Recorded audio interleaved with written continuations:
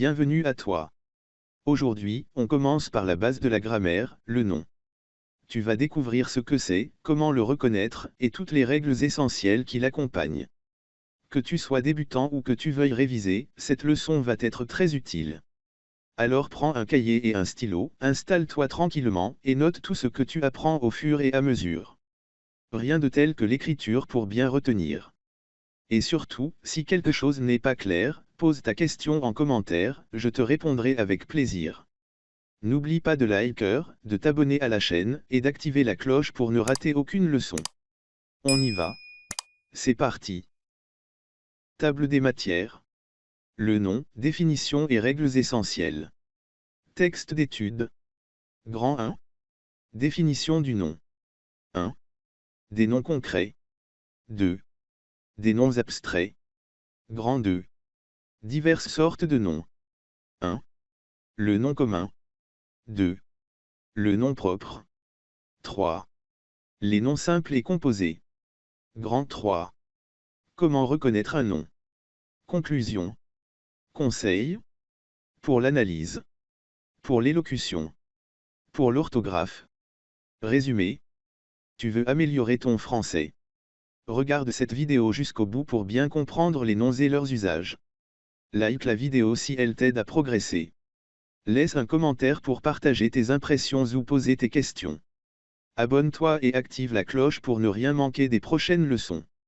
Apprendre le français n'a jamais été aussi simple et agréable. Le nom, définition et règles essentielles. Texte d'étude. Le jeu des sauvages. Par un après-midi de pluie. Les 3 enfants jouaient à Robinson Crusoe dans leur chambre. Entre le lit où les jumeaux couchaient ensemble et le lit de Julie. Une couverture tendue figurait la hutte de Robinson. Ferdinand, qui courait sur ses 6 ans, se serrait à l'intérieur de la hutte comme il convient à un chef. Louis, docile vendredi, montait la garde devant l'ouverture. Et le grand anthropophage rouge, qui n'était autre que Julie, rôdait autour. Une époussette rouge lui servait de coiffure, signalant sa race et sa cruauté. Et pour compléter sa ressemblance avec un naturel des bords de l'Orénoque, une batterie de cuisine de poupées, vestige de quelque ancien ménage, bringue-ballet à sa ceinture. Philippe Ria, la famille Boussardel. Des principales du texte d'étude. 1. Le cadre de l'action. Temps, un après-midi de pluie. Lieu, la chambre des enfants. Situation, les enfants jouent à un jeu d'imagination inspiré de Robinson Crusoe. La mise en scène du jeu. Reconstitution d'un décor, une couverture tendue entre 2 lits représente la hutte de Robinson. Rôle de chacun. Ferdinand, l'aîné, joue Robinson, le chef, à l'intérieur de la hutte. Louis, son frère jumeau, joue Vendredi, le serviteur fidèle, monté de garde. Julie, l'aînée, joue l'anthropophage, l'ennemi dangereuse qui rôdait autour. 3. Les accessoires et déguisements. Julie est déguisée en sauvage. Une époussette rouge en guise de coiffe signale sa cruauté.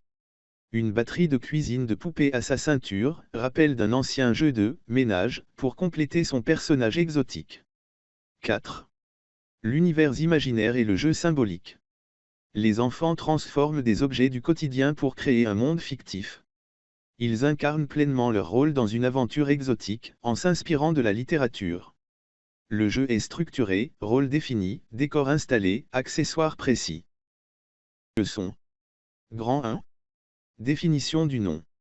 Selon qu'il se rapporte au monde extérieur. Qu'on voit, qu'on entend, qu'on touche. Ou au monde intérieur. Celui de nos idées, de nos sentiments. Le nom est un mot qui désigne des êtres, des choses. Et même des idées. Ou des sentiments.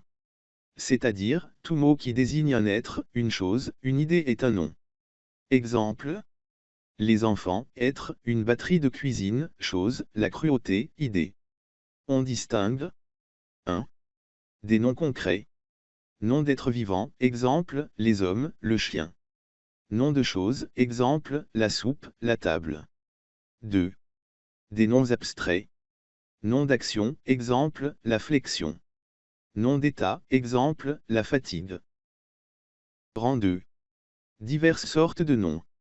On distingue deux grandes sortes de noms. Les noms communs et les noms propres. 1. Le nom commun. Le nom commun désigne tous les êtres ou choses de la même espèce. Exemple. Une batterie de cuisine. Un enfant. 2. Le nom propre.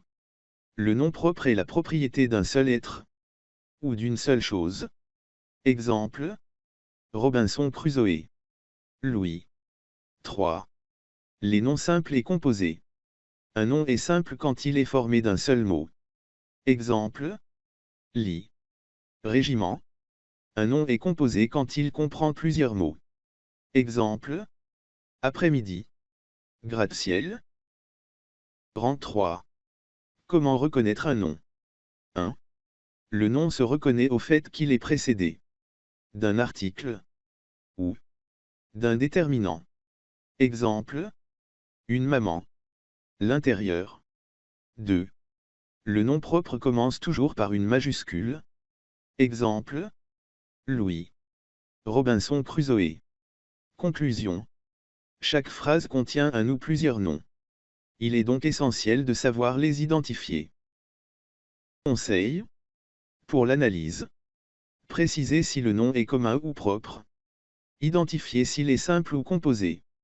Pour l'élocution. Choisissez bien vos noms. Parfois, un même mot peut avoir plusieurs significations. Le nom est un mot important dans la phrase. Il faut donc choisir impérativement bien celui qu'il est correct à employer. C'est-à-dire celui qui s'accorde le mieux avec le sens général de la phrase à construire. Transformer un nom commun en nom propre pour désigner un être particulier ou donner plus d'importance à une idée. On peut parfois transformer un nom commun en un nom propre, soit pour lui faire désigner un être particulier. Exemple. Vendredi désigne le serviteur que Robinson rencontra un vendredi. Soit pour lui donner plus d'importance. Exemple. La déroute, géante à la face effarée. Victor Hugo. Victor Hugo transforme la déroute en une entité colossale et humaine, une géante apeurée, pour mieux représenter l'ampleur du désastre et l'émotion qui en découle, non seulement la perte, mais aussi la panique collective. C'est une manière poétique, dramatique et visuelle de traduire une idée abstraite. Pour l'orthographe. Les noms propres prennent une majuscule. Certains noms composés prennent un trait d'union. Résumé. Le nom est un mot qui désigne des êtres, des choses et des idées. On distingue les noms communs et les noms propres. Le nom commun désigne une catégorie générale. Le nom propre, un être ou un objet particulier. Tout mot ou groupe de mots précédé d'un article est un nom. Un nom propre commence toujours par une majuscule.